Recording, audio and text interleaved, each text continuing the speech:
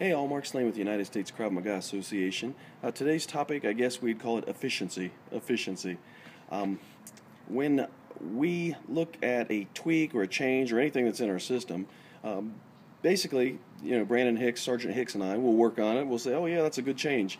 Before we make that change or that tweak in that technique, we've got a couple of our instructors. They're female. They're 5 foot, maybe 100 pounds. We let them try it. If it doesn't work for them, we don't make that change.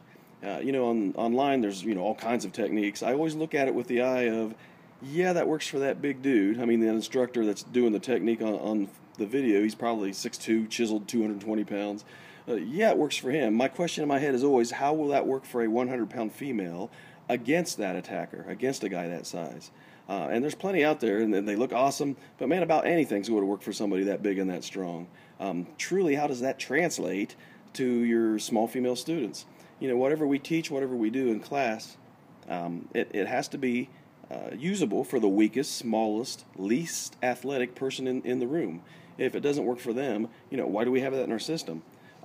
We're teaching everybody, not just big, strong guys. My job isn't to keep guys my size safe. My job is to keep everyone safe. So truly, we're looking at, will it be effective for a very small female against a big, strong guy?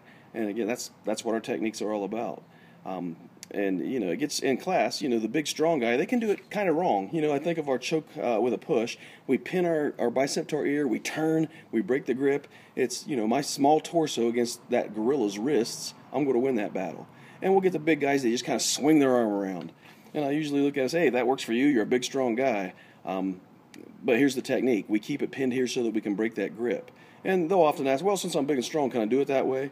And, our answer is always, well, you can, but I wouldn't, because who's going to attack you? The way the world goes, the only guy that's going to attack you is going to be even bigger and stronger. So you want to do it the most efficient way. The reason it works for that small person is it's the most efficient. It uses the best leverages. It's got the best chance of success. So yeah, even if you're a big, strong person, that's your best defense because it's the most efficient, the one that's going to work no matter what, no matter how big your attacker is. So, we don't let the big guys do strength moves, even though they can. They're big, they're strong. We want them to do our technique because it's the efficient way. It uses the best leverages. And again, they can't pick who's going to attack them. It could be a much bigger, much stronger person. So again, efficiency. And that's what we're looking at with our techniques. So when you're online and you're looking at, whatever it is, any kind of technique, think to yourself, yeah, that looks good. Would that work for a small female doing that same technique against a large attacker? And when you look at it that way, you can really start to say, well, yeah, that's not a good technique. Again, anything's going to work for that big, giant, musclehead instructor. How does that translate to the people he's teaching?